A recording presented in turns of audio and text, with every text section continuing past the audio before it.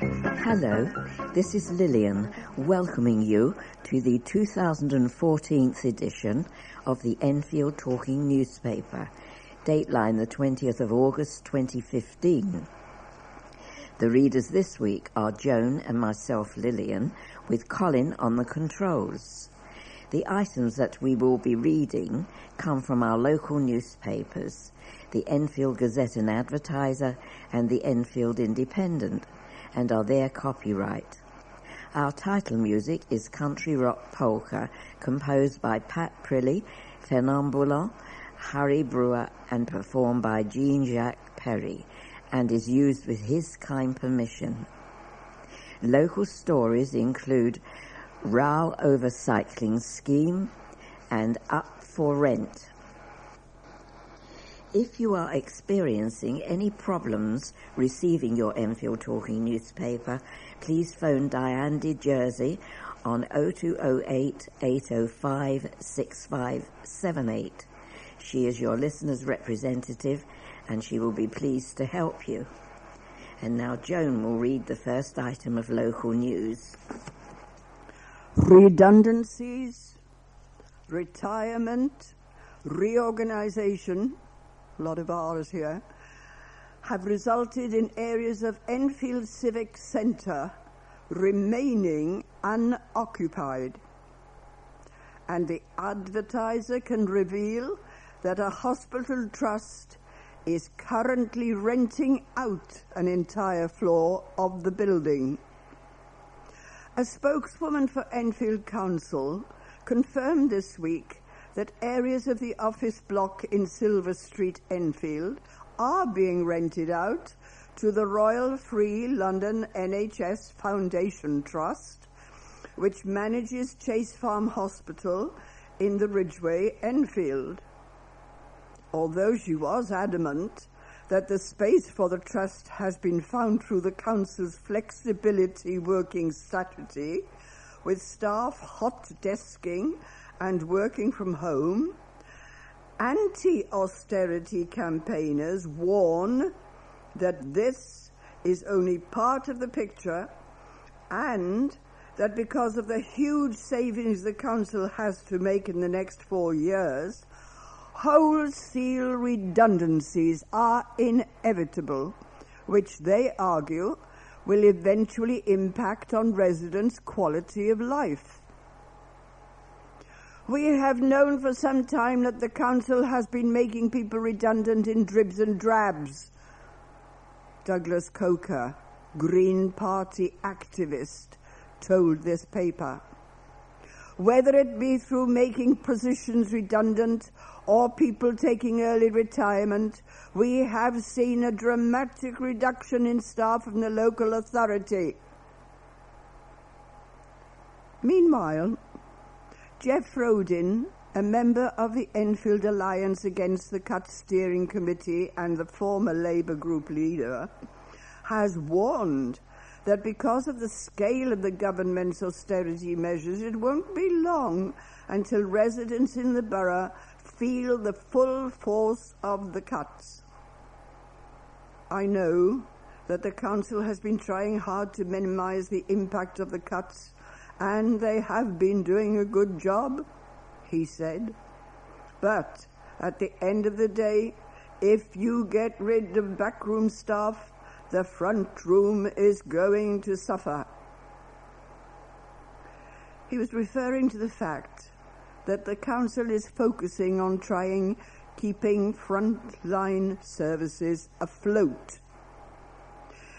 In a statement to the Advertiser, the council spokeswoman said, "We are taking a number of steps to reduce our costs and reinvest these savings in frontline services. Part of this includes sharing buildings with other public centre organisations, and in this case, the Royal Free London."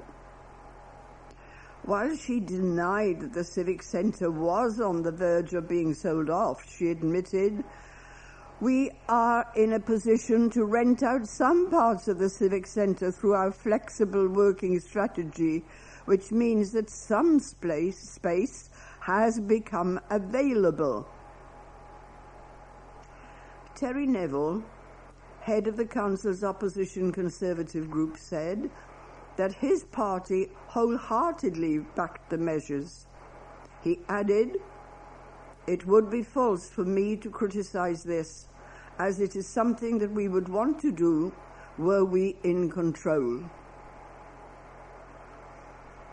Fury surrounds plans to create a new cycling scheme which could bar motorists from driving through Enfield town.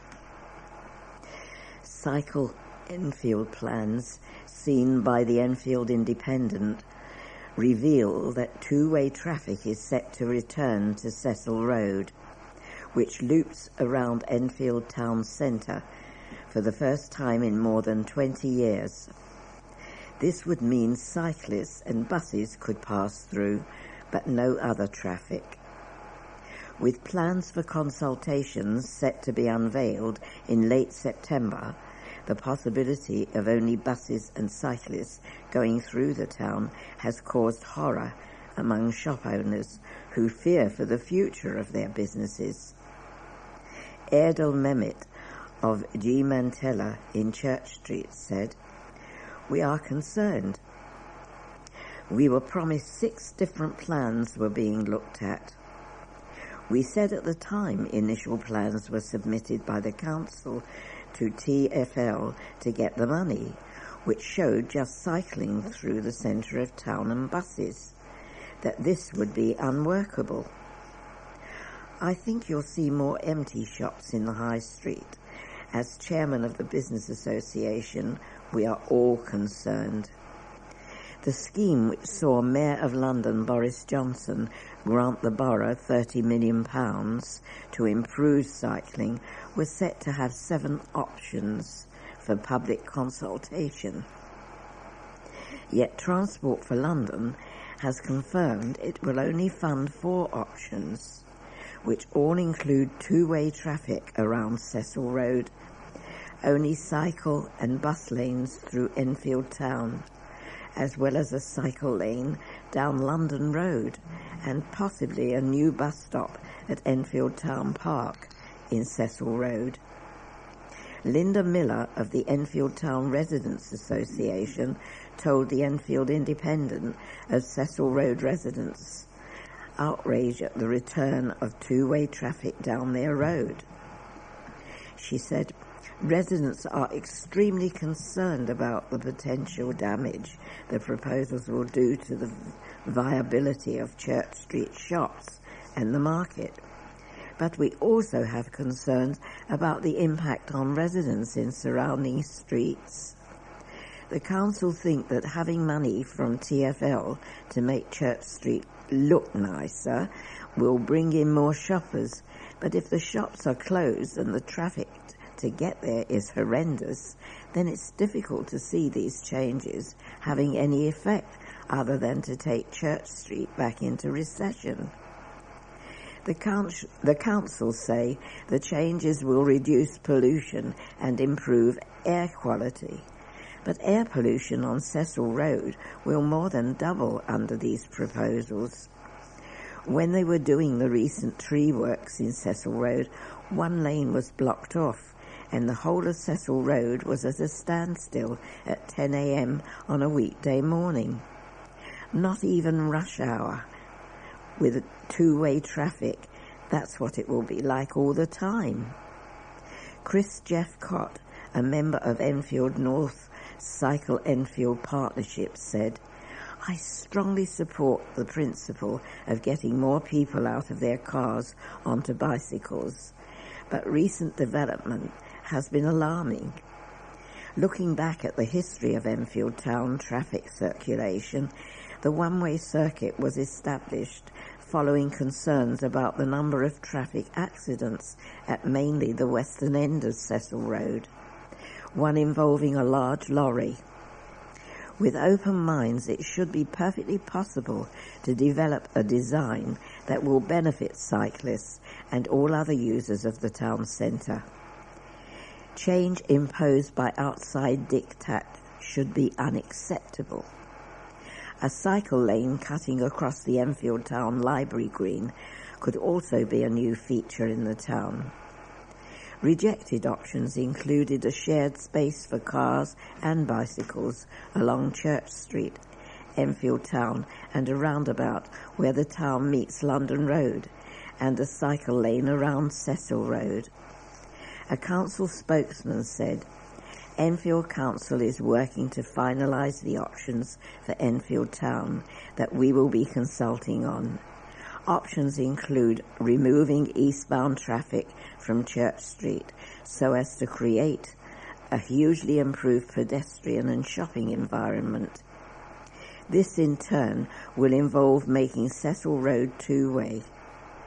Our proposals are subject to detailed and extensive public consultation, which will start in late September and last for 12 weeks. 7 options were considered, but those that wouldn't lead to the significant transformation expected for the town centre were rejected by both TfL, who are funding the project, and the council." One well-wisher flew 4,000 miles from Canada to Enfield to wish Doris Wisher a happy 100th birthday last week.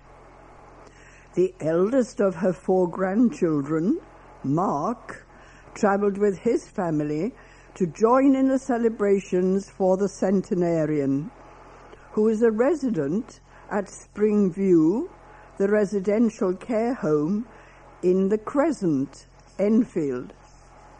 She was surrounded by the rest of her family, including her daughter Patricia, age 68, her son Michael, 60, her 3 other grandchildren, Cheryl, Adam, and Benjamin, and her 3 great-grandchildren, Joseph, Alice, and Erin. "It was a wonderful occasion to have all my family around me," said Doris. "I was made all the more special, and knowing that some had come all the way from Canada to wish me a happy birthday." However, Doris might not have lived to have reached such a ripe old age had she not narrowly escaped death in the bombing raids of the East End during the Blitz in World War II. She worked in her father's factory, which manufactured army clothing for the Ministry of War, and in 1940 it was completely destroyed by a direct hit from German bombers. Doris was seriously injured and spent 2 months in hospital. She had married her husband Sonny 2 years earlier and had lived in Upper Clacton in Hackney, East London. After recovering from her injuries, she moved with her parents to Nottingham. Her husband, who was on active service, joined her after the war, and they lived there for many years and had 2 children. The couple, who were married for 58 years, moved back to London many years later. Doris's husband died in 1997. She vividly remembers her wartime brush with death. "They could call me a miracle girl," she joked. "I have had a series of illnesses and injuries in my life, but I'm still here." Her secret to long life?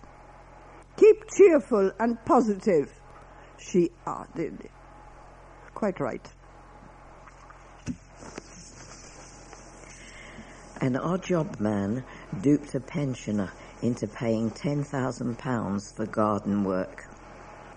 Nelson Smith, 29, conned a 70-year-old woman from Southgate into forking out £8,000 more than she should have paid in order to clear the rear of her property, which had become overgrown. Smith quoted £650 to clean the drive and remove the weeds and brambles. The victim accepted the quote, and the work was carried out. Upon completion, Smith stated that the job had been bigger than he had thought and would now cost £2,000. He then mentioned that the felt roof on her garage was loose and said he could replace it for £4,000, but when the work was completed, Smith asked for payment of £10,000, which the victim paid. Mr. Smith was prosecuted by Enfield Council after the victim reported the matter to Trading Standards, which said the works should not have cost any more than £2,000. Councillor Daniel Anderson, Enfield Council's cabinet member for Environment, said, "Cases like these are unfortunately quite common in London, where the most vulnerable in our communities, such as the elderly, are targeted by unscrupulous traders.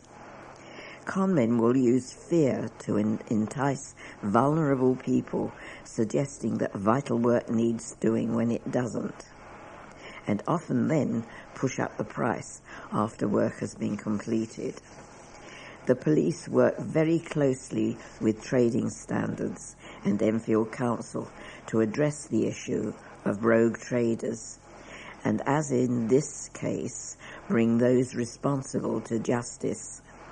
The council will do all it can to recover the victim's money and would urge anyone who has been the victim of such a crime to inform Trading Standards." Smith was given a 26-week prison sentence, suspended for 1 year, with an order to do 200 hours unpaid work and pay his victim back the £8,000 within 12 months. Dedicated food markets, family fun days, and an entirely new look are on the cards for one of the country's oldest markets. Enfield Town Market has existed since 1303, when the right to hold one on Mondays was granted by King Edward I to Humphrey de Bohun, Lord of the Manor of Enfield, and his wife, the Countess of Holland. It is now run by the Old Enfield Charitable Trust, which uses the proceeds to fund grants and scholarships in the borough. At the moment, the market runs on 3 days of the week, and the square is used as a pay and display car park on others.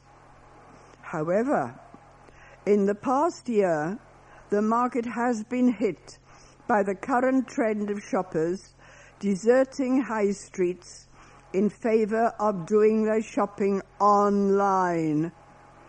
In a bid to return the market to its place at the heart of the town, the Trust is in deep discussions with traders and other interested parties with a view to redesigning the layout. There will be a food court at the heart of the market. Gordon Smith, Vice Chairman of the Charitable Trust, told the Advertiser. "The market has had a hard time over the past 5 years, and we really rely on it for making grants for families, residents and scholars. In a typical year, we give out grants of between £250,000 and £300,000, so we depend on the income to help the people of Enfield." He is hoping, through the new plans, to transform the market into the best general market in North London.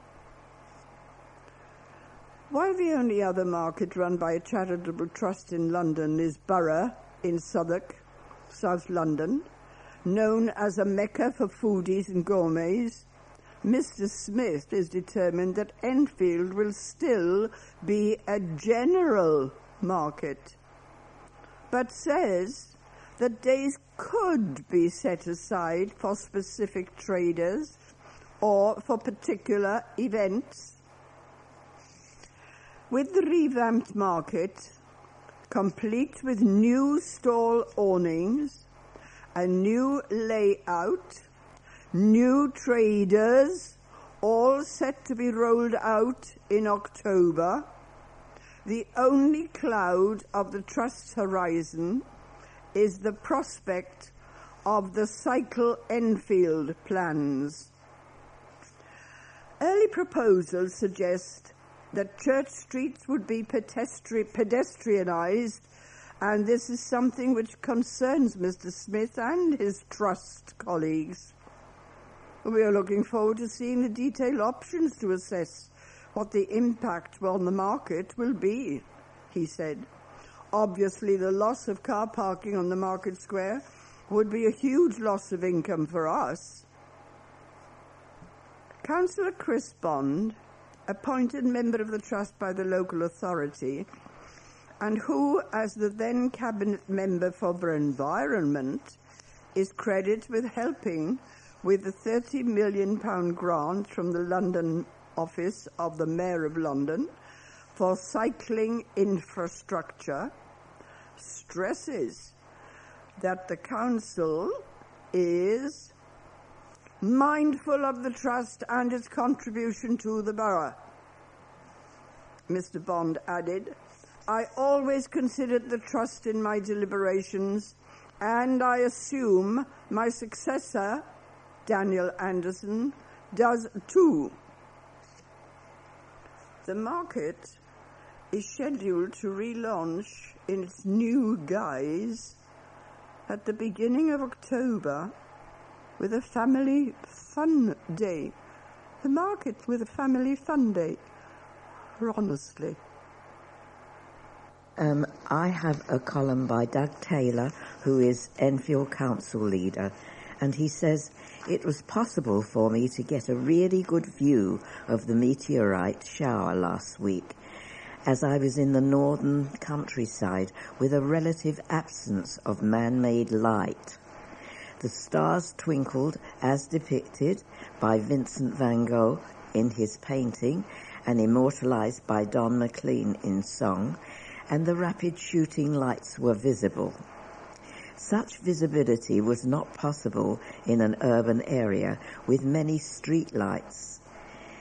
In London, of course, we demand effective street lighting for safety and security, but the price we pay is a compromise with some of the delights of the natural world. Leaving things alone can be pleasing, but there is a challenge that a more natural look can be perceived as neglect. Again, what we compromise on. We now spray weeds with weed killer, which is less effective, but regulations now recognize the toxicity of chemical intervention can be negative on us. Chemicals that get into the water system can damage our health, but verges and footways are not as easy to keep weed-free. So we have a balance between what is naturally aesthetically pleasing and what is pleasing, safe and necessary for modern urban life. And there are often other challenges where we need to take a view on what best serves the community. Vaccinations cut killer diseases, but some argue there may be side effects and resist giving their children such protections. So we always face a conflict of trying to do the best when there is different needs and aspirations that will become even more problematic with cuts to council budgets. A neglected open space that has been the hangout of drug dealers and a hotspot for fly tipping has had a makeover at the hands of a passionate parks lover. Up until last week, Wilbury Open Space off Hermitage Lane in Edmonton was a scrap of wasteland which acted as a buffer between homes in Whitehead Close and the roar of traffic on the North Circular Road. With overgrown grass swamping a rusted, disused playground, one Wilbury Way resident decided it was time for action. Origin Housing, the housing association which owns the houses in Whitehead Close, offered to help residents with a clean-up, but with few coming forward to set up a dedicated friends group. Mark Hillel, 24, of Wilbury Way, Edmonton, stepped into the breach. As chairman of the Friends of Tatton Park, he had experience of sorting out open spaces. With support from Origin Housing, he carried out a consultation, and it was agreed that something needed to be done. And with a £30,000 boost from the Enfield Residents Priority Fund, the land has been cleaned up, a new bike path has been installed, and new goalposts have been put up. The new look open space was opened on Saturday, and Mark told the Advertiser that the residents were thrilled with the outcome. One of the first things we did was to organize a litter picking day to clean up the space.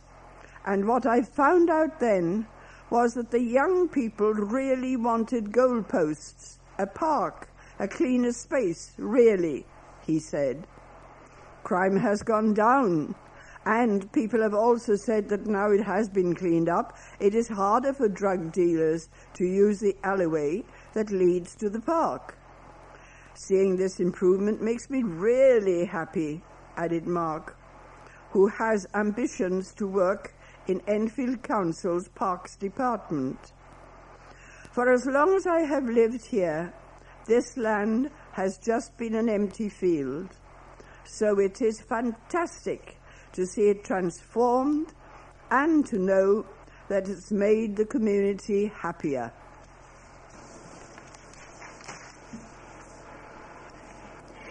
We have now reached the end of side one of this tape. Please stop your machine now, take out the cassette, turn it over and start side two.